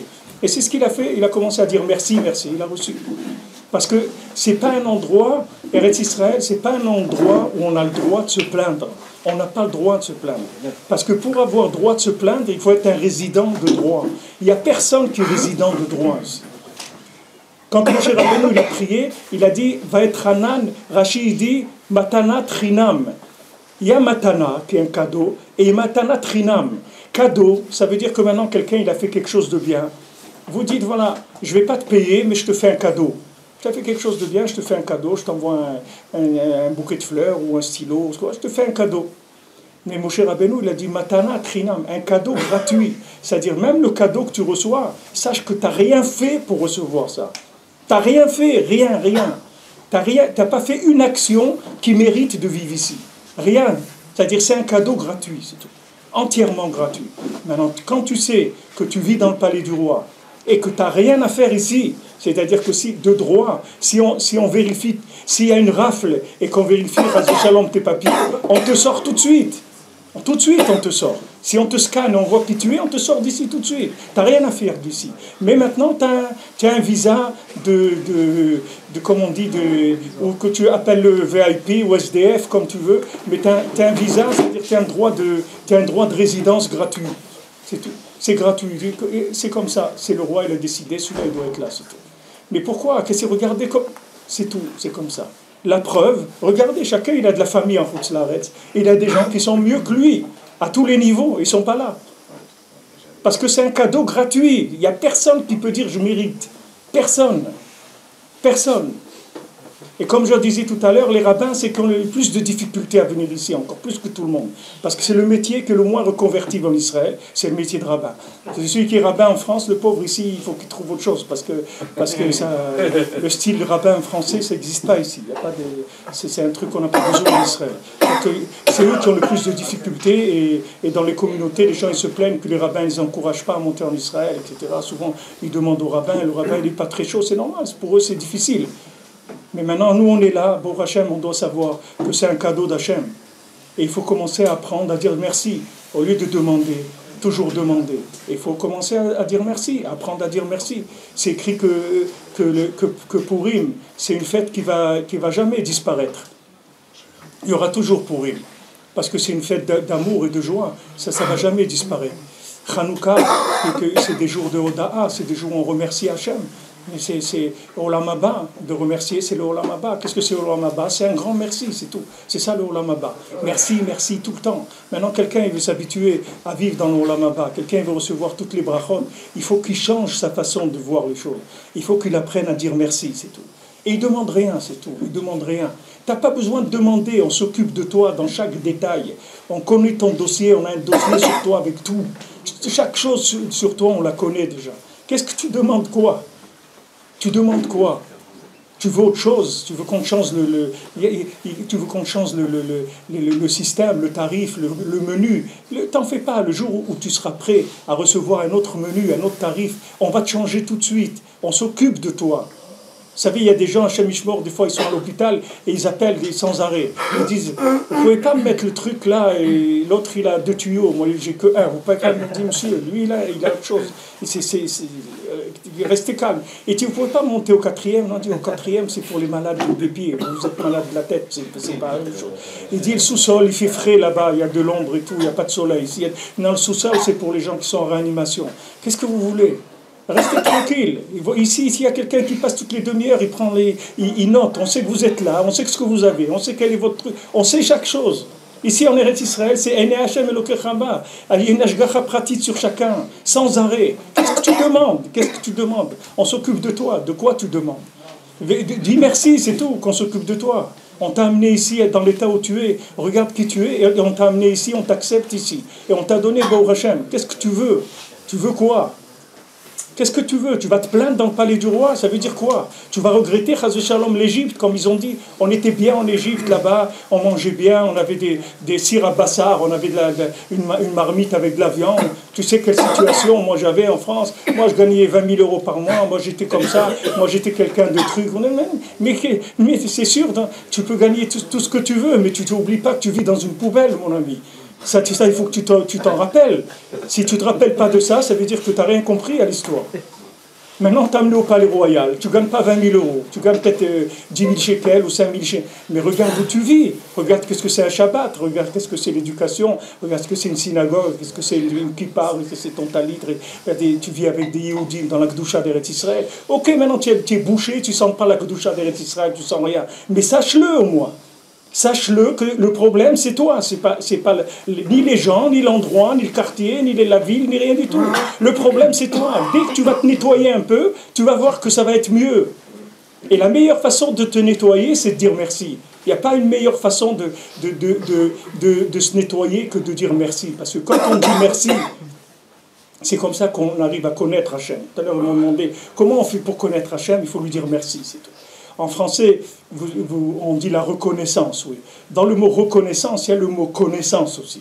C'est-à-dire, en étant reconnaissant, c'est comme ça qu'on connaît la personne. C'est-à-dire, quand tu dis merci à quelqu'un, ça veut dire que tu reconnais cette personne-là comme étant un bal chesed, comme étant quelqu'un qui t'a fait un bienfait, etc. C'est-à-dire, la reconnaissance, c'est le résultat de la connaissance de la personne.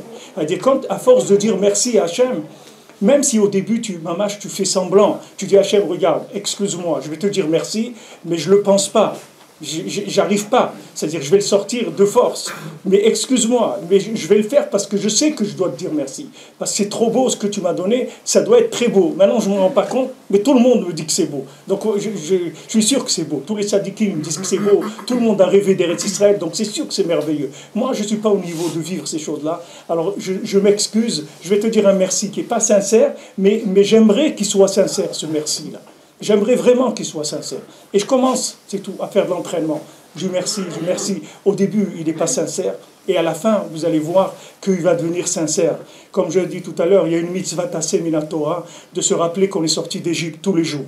C'est une mitzvah tassée. Quand vous faites le schéma le matin, c'est écrit dans le Shulchan Aruch, Rabbi Yosef Karo dit, il faut penser 2 choses, 2 kavanot. Ce n'est pas des kavanot de Kabbalah, c'est des kavanot de la halakha pour être yotse du schéma.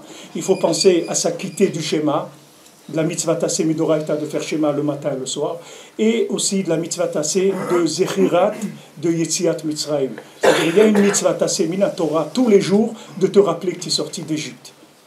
Maintenant, nous, on n'est pas sortis d'Égypte. On n'est pas sortis de l'Égypte de nos jours. C'est la même chose. C'est-à-dire que c'est pas nous. Qu'est-ce qu'on va se rappeler? On va pas dire Hachem, je me rappelle. On n'est pas sortis d'Égypte, mais on est sortis chacun de là où il est sorti. On est sorti de le Valois-Perret, l'autre il est sorti de là-bas. Chacun il est sorti de là où il est sorti. Ok. Alors maintenant, il remercie Hachem. Il remercie Hachem. C'est-à-dire que maintenant, il essaye de prendre un moment tous les jours. Il essaye de voir le chemin de sa vie. Combien Hachem il lui a fait des miracles, combien de chesed Hachem il a fait avec lui, combien de fois il aurait pu se tromper sur sa route, prendre des voies de garage ou des voies de catastrophe qu'Hachem à chaque fois il a rattrapé. Il y a une mitzvah de la Torah de faire ça tous les jours. C'est une mitzvah tassée de la Torah. C'est pas quelque chose, c'est du moussard, c'est bien de faire ça. C'est une mitzvah tassée des 613 mitzvot de la Torah. C'est que tu dois tous les jours te retracer ta sortie d'Égypte. De manière à ce que tu puisses faire quoi? Tu puisses remercier Hachem. Maintenant, quand tu vas remercier Hachem, avec tous les miracles qu'il t'a fait, tu vas avoir confiance sur l'avenir. Tu vas être moins inquiet de l'avenir. Parce que tu vas voir que Hachem, il t'a fait tout ce qu'il t'a fait pour t'amener jusque-là. Donc tu sais que Hachem, il ne va pas t'abandonner. Puisque tu vois, tu as toute une période de ta vie où tu vois combien d'évolutions jusqu'à ce que tu en arrives là. Donc maintenant, tu sais que Hachem, il va t'aider. Ça va te donner confiance. C'est ça qu'il a dit, le rêve de Paro. Quand Paro, il a rêvé que les vaches maigres, elles mangeaient les vaches grasses. C'était ça, il explique Rabbi Nathan, c'est ça le principe. C'est-à-dire qu'il voulait que les vaches maigres, qui sont les jours difficiles, ils mangent les vaches grasses et que ça ne se voit pas, kibaulu el kirbana, c'est-à-dire que ça ne se voyait même pas dans le corps de la vache maigre qu'elle avait mangé la grasse. Maintenant, il y avait une vache maigre qui pesait 100 kilos. Elle mangeait une vache de 1 tonne et elle restait toujours de 100 kilos. C'est-à-dire la vache qui rentrait, elle ne se voyait pas. Rabbi Nathan, il dit que le Yetzer Hara, quand l'homme il est dans la difficulté, il lui éteint tout, il lui rend tout noir. Comme si maintenant, toute sa vie, il a vécu rien que dans ça. Il n'a jamais rien eu de bien dans sa vie. Voilà, maintenant, c'est dur, c'est ça, etc. Regarde comment c'est, etc. Mais tu n'as rien eu de bien dans ta vie. Tu n'as eu que ça. Ça y est, c'est la seule chose que tu as eu dans ta vie. Toute ta vie, elle est rentrée dans ce trou noir-là. Mais tu as eu, Baruch Hashem, des moments extraordinaires dans ta vie. Tu as eu des joies, tu as eu de tout. Dans le couple, c'est pareil. Quelqu'un, il se plaint de sa mari, il se plaint de sa femme. Mais pourquoi? Toute ta vie, ça a été comme ça. Depuis le jour où tu l'as connu, vous êtes insulté, vous êtes crié. Vous n'avez pas eu des moments où vous étiez heureux. Si, on a eu. Tous les gens, ils reconnaissent. Je dis, alors ça y est, prenez que ça, c'est tout. Jetez tout le reste, c'est tout. Prenez que ce moment-là, répétez-le. Faites-le comme ils font dans le football, répétition de la Hugada. C'est-à-dire, ils répètent le but, ils vous le passent 100 fois. Vous voyez qu'il a marqué le but 100 fois. Non, ça y est, on l'a vu. Non, encore, il faut que tu vois. Regarde comment il a dit. C'est la même chose, tu répètes, c'est tout. Tu répètes, tu refais la chose, tu la refais une autre fois, c'est tout. Tu as été heureux. Tu as été heureux 1 mois, tu as été heureux 6 mois, tu as été heureux 1 an, vous avez kiffé, vous étiez bien, mais ça suffit, ça. Maintenant, ça, tu fais copier-coller sur tous les jours, toute ta vie, c'est tout. Toi, tu retiens que ça, c'est tout. Le reste, c'est rien du tout. Le reste, ça va passer. Garde que ça de tout. Avec les enfants, avec tout, avec le travail, avec la parnassa, avec tout, c'est comme ça. Il y a des moments où tu as gagné ta vie bien, il y a des moments où tu étais dans l'aisance, tu n'as pas été toute ta vie en difficulté, tu n'as pas été toute ta vie que la banque elle t'appelle pour te dire que tu as dépassé le découvert, tu n'as pas été, c'est comme ça toute ta vie, ok? Alors ça veut dire que, Baruch Hashem, il y a des hauts et des bas, c'est tout. Et quand on est en bas, il faut se rappeler qu'on a été en haut, c'est tout, c'est pas difficile. Maintenant, Paro, ce qu'il voulait, c'est faire oublier ça. C'est pour ça qu'il voulait jeter les garçons dans le fleuve. Parce que le Zachar, c'est la chose Zikaron. Le Zachar, c'est la mémoire, c'est le souvenir. C'est-à-dire, il voulait jeter l'enfant dans le fleuve pour dire, il faut leur faire oublier qu'ils viennent du peuple juif, qu'ils ont eu des beaux jours. Il faut leur faire noyer tout ça. Il faut qu'ils se rappellent que de l'obscurité, d'esclavage. Il faut qu'ils se rappellent qu'ils sont nés esclaves et qu'ils ont souffert toute leur vie et que toute leur vie, c'est que de la souffrance. Et ça, c'est pas vrai. Et les gens qui font ça, c'est comme ça qu'ils restent dans la souffrance. C'est la façon d'entretenir le malheur, c'est quand on pense que c'est que comme ça. Mais quand quelqu'un se dit, bon, maintenant qu'est-ce qu'il y a? Un moment difficile à passer. Bon, Hachem, on a eu des bons moments dans notre vie. On a eu des moments extraordinaires. Moi, je veux retenir ces moments-là, c'est tout. Le reste, ça ne m'intéresse pas. C'est-à-dire que ce qui ne me rend pas joyeux, je ne veux pas le retenir. Je veux l'oublier. Je veux me rappeler de ce qui est bien. Il y a eu des moments bien, des moments agréables, ça me suffit. Ce qu'il y a maintenant, c'est comme c'est. Ça va passer, c'est tout. Ces moments-là, ils reviendront. C'est tout. Celui qui n'est pas mamine, ça, il a un problème. Celui qui n'est pas mamine qu'il va sortir de là où il est aujourd'hui, s'il est dans la difficulté, ça veut dire qu'il a un problème dans la Emouna. Il croit que Hachem il l'a mis dans un trou noir, il va le laisser là-bas. Mais Hachem, il veut aucun mal pour personne. Hachem, il veut que du bien pour chacun d'entre nous. Et chaque fois qu'on passe dans une difficulté, c'est que pour sortir gagnant, c'est tout. Regardez l'histoire du Ham Israël. Chaque fois qu'on a souffert, on est sorti après avec quelque chose, on est sorti gagnant. Jamais on a souffert pour rien, jamais. Jamais il y a une souffrance dans le Ham Israël qui est restée à vide. Toujours la souffrance, elle a amené. Même la dernière souffrance qu'il y a eu, que l'Holocauste, elle a amené qu'aujourd'hui on est là. Tout ce qu'on est là ici, on est sur les gens de l'Holocauste. C'est eux qui nous ont mis ici. Ces gens-là, ils n'étaient pas morts, on ne serait pas là aujourd'hui. La raison qu'on est... C'est eux, ils ont passé le côté noir de la chose. Et nous, on est dans le... Et eux, ils ont une part dans notre allié en Eretz Israël. Eux, ils sont là avec nous, c'est la même chose. Eux, ils sont passés par une chambre à gaz, mais eux aussi, ils sont en Eretz Israël aujourd'hui. C'est la même chose. Ces 6 millions qui sont partis, c'est des gens qui vivent en Israël aujourd'hui avec nous. Ou des fois, c'est nous-mêmes qui revenons, ça dépend des... Mais en tout cas, ils sont là avec nous, parce que c'est eux qui ont permis le passage. Donc tout ce qu'il y a eu comme difficulté, ça a été toujours pour sortir quelque chose. Et plus la difficulté elle est grande, et plus la naissance de la chose qui va sortir, elle va être importante. Plus quelqu'un il est dans l'obscurité dans sa vie, et plus il va arriver à une lumière. Le matin, tous les jours on le dit dans la tfila, Yotzer Or ou Boré Chocher. Hachem, comment il crée la lumière? C'est par le Olam de la Bria, il est au-dessus de Olam de Yitzira. La Bria, c'est au-dessus. L'obscurité, elle est plus grande que la lumière. L'obscurité, quand elle descend, elle devient de la lumière. Et quand elle est en haut, c'est de l'obscurité. Quand quelqu'un est dans l'obscurité, il est dans la phase de préparation, de gestation de la lumière. C'est pour ça qu'il voit de l'obscurité. Mais cette obscurité, elle est plus grande que la lumière. Parce que c'est la base de la lumière. C'est cette obscurité qui va donner la lumière. C'est dommage. Combien des gens, combien à l'époque des couples, ils sont venus et dans des moments d'obscurité, ils ont fait des clashs, ils ont explosé leur vie. Alors qu'ils auraient attendu quelques semaines, quelques mois, leur vie leur a changé complètement. Mais les gens, ils n'ont pas la émouna. Ils croient que ça y est, ça a commencé la difficulté, ça va rester comme ça. C'est pas vrai. C'est pas vrai. Toute difficulté, elle est faite pour amener quelque chose de plus grand. Et celui qui va avec la émouna, il le verra de ses propres yeux. Qui est-ce qui nous aurait dit, il y a 500 ans, qu'un jour on serait en Eretz Israël, vivre comme on vit aujourd'hui? Qui est-ce qui aurait dit ça? Personne n'aurait pu imaginer ça. Personne n'aurait imaginé que des gens comme nous, on peut vivre en Eretz Israël aujourd'hui, qu'Hachem nous accepte avec une bracha, avec un amour comme il nous donne aujourd'hui. Mais jamais on n'aurait pu imaginer ça. Et pourtant, ça s'est fait. C'est fait, c'est une réalité. Chacun, tout celui qui tiendra dans sa vie, dans l'obscurité, il verra une grande lumière. Il verra après une grande lumière. Et tout celui qui n'a pas la force de tenir dans l'obscurité, c'est dommage parce qu'il va perdre la lumière qu'il devait avoir. Cette lumière, c'est sa Torah, c'est ce qu'il devait amener dans le monde. Ne croyez pas, tous les gens que vous verrez qui ont réussi quelque chose dans leur vie, c'est des gens qui ont énormément souffert.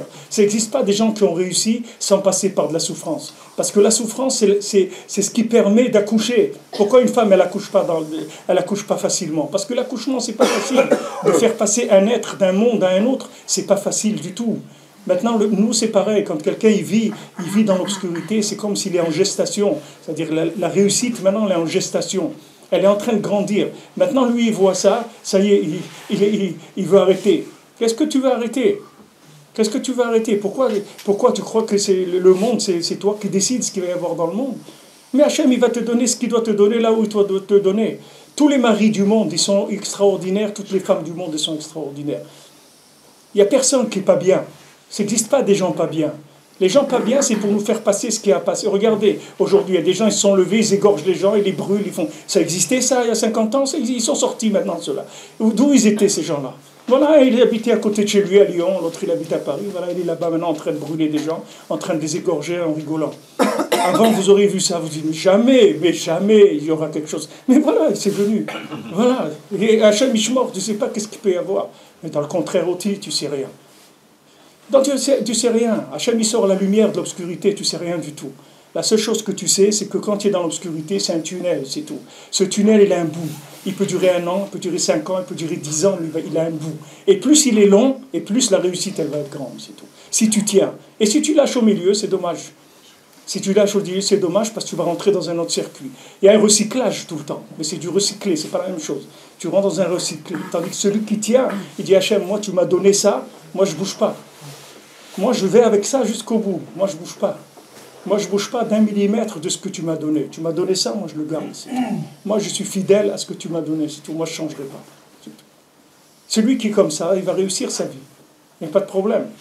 Mais celui qui à chaque fois qu'il y a un problème, il change les comme quelqu'un il a un GPS, chaque fois que le GPS il lui dit quelque chose, ça ne lui plaît pas, il change d'adresse. Comme ça, il entend autre chose. Il dit, mais jamais il va arriver à destination. Si à chaque fois il fait un recalcul de l'adresse, à chaque fois, jamais il va arriver là où il doit arriver. Maintenant, Hachem, il nous a mis dans ce monde, c'est notre créateur. Surtout en Eretz Israël, il s'occupe de nous chaque seconde. On n'a rien à dire, on n'a rien à demander, on n'a pas à se plaindre. On a à se soumettre. Eretz Kenaan, Chachamim dit, c'est Kenaan, c'est la Shonachna'a, c'est une terre de soumission, c'est tout. Celui qui vient ici, il vient pour se soumettre, c'est tout. Et s'il se soumet, il va monter à des niveaux extraordinaires. Mais s'il ne veut pas se soumettre, il va se casser en morceaux, jusqu'à qu'on le casse complètement.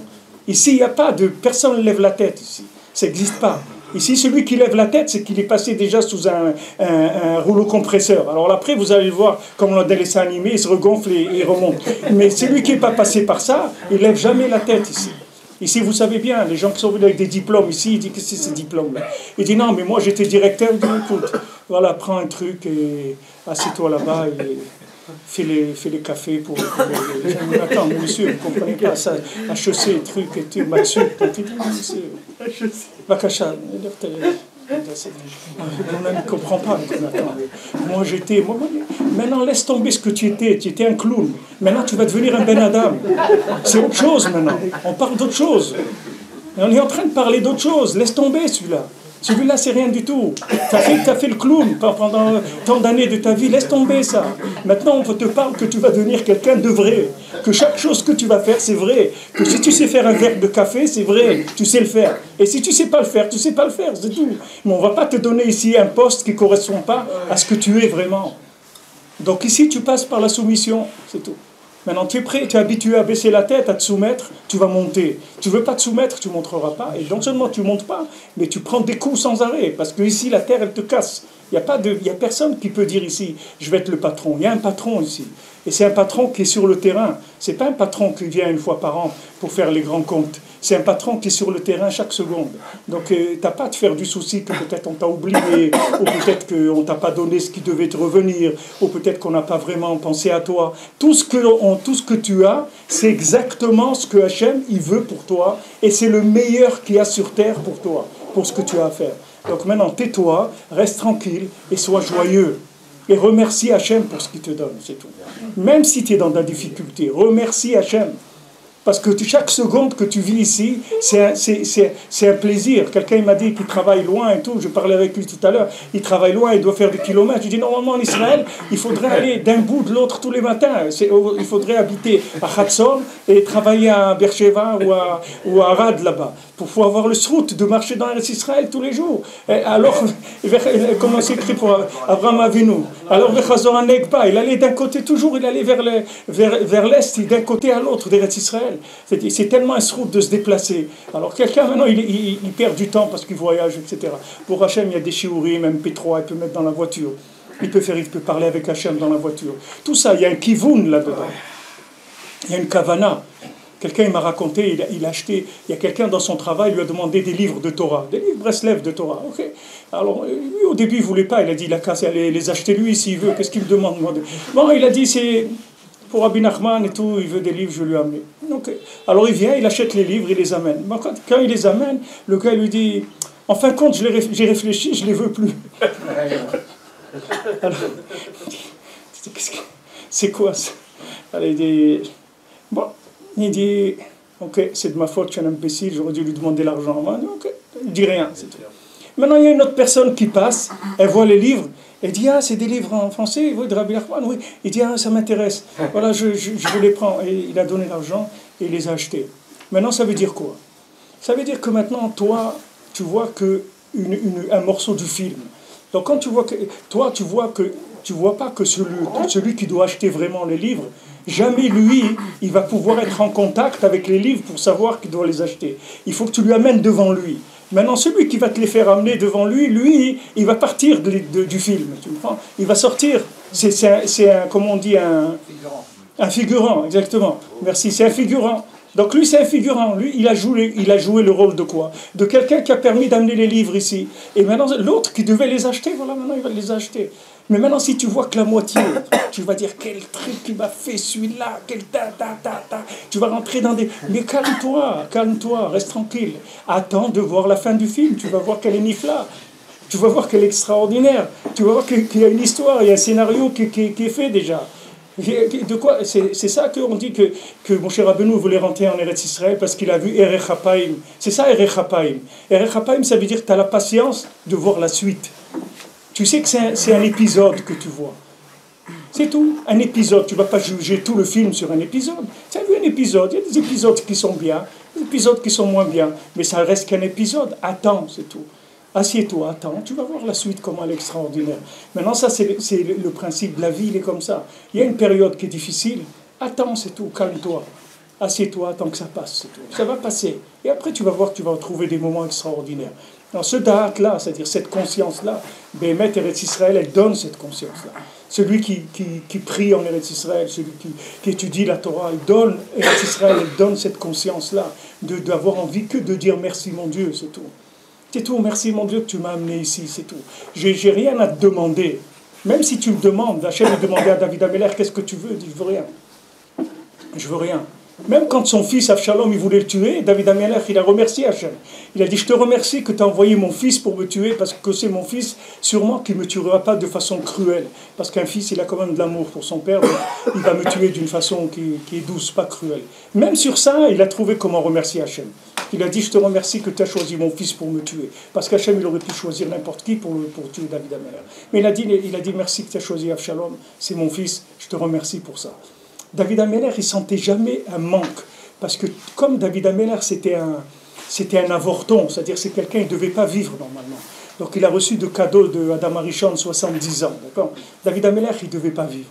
Maintenant, Adam Arishon, il a vu, comme il s'est écrit dans le Tehillim, comment s'écrit Megillat Sefer Katuv Alay. C'est-à-dire, j'ai vu une Megillat Sefer qui est écrit sur moi. Qu'est-ce qu'il a vu? Il a vu le shtar que David Améler, que Hachem il a fait avec Adam Arishon, qui lui a pris 70 ans de sa vie pour David Améler. Donc David Améler, déjà, il vivait sur le compte de Adam Arishon. Il n'avait pas le droit de vivre. Donc David Améler, il avait cette conscience-là, que sa vie c'est du gratuit, complètement, puisque c'est quelqu'un qui lui a donné la vie. Lui, il ne devait pas vivre. Donc il était toujours en remerciement, parce que chaque seconde qu'il était là, il dit c'est bien, nous c'est pareil. Nous maintenant c'est pareil. C'est-à-dire que maintenant, si on est conscient que des gens beaucoup plus grands tzadikim que nous, ils ne sont pas arrivés à être en Eretz Israël. Bon Hachem, nous on est en Eretz Israël. Quelqu'un il vit ici, quelqu'un il a le parnassa, quelqu'un il est marié, quelqu'un il a des enfants, quelqu'un il a la brioute, tout ça c'est des cadeaux. On ne doit rien du tout. La preuve, je vous dis tout le temps, regardez des gens autour de vous, ils ont rien de tout ça. Et c'est des gens intelligents, et des gens instruits, et tout ce que vous voulez. Et ils n'ont pas ça. Ils n'ont même pas, en rêve, ils vont pas rêver de venir en Eretz Israël. Même pas dans le rêve, ça ne leur vient pas, de penser un jour de venir. Et pour Hachem, nous on est là. Qu'est-ce qu'on a à faire? On nous demanderait dis merci, c'est tout. C'est tout ce qu'on te demande. Et si quelqu'un il s'habitue à dire merci, c'est le plus haut niveau de prière qui existe. Il n'y a pas plus haut comme tfila que le merci. Il y a pas, c'est le plus haut niveau de la tfila. Quelqu'un qui dit merci mon Dieu tout le temps, merci mon Dieu, avec ça, on lui donne tout. On dit, qu'est-ce qu'il dit celui-là? Merci. Mais regarde, il dit merci, il lui manque ça et ça, et il dit merci. Alors donnez-lui tout de suite. Donnez-lui tout de suite tout ce qui lui manque. Regardez, si maintenant déjà il lui manque tout ça, il dit merci, mais qu'est-ce que ça va être quand on va lui donner? Il va nous dire et beaucoup plus merci encore. Allez, donnez-lui. C'est-à-dire ça amène la bracha. C'est-à-dire le fait de dire merci, ça débloque les situations.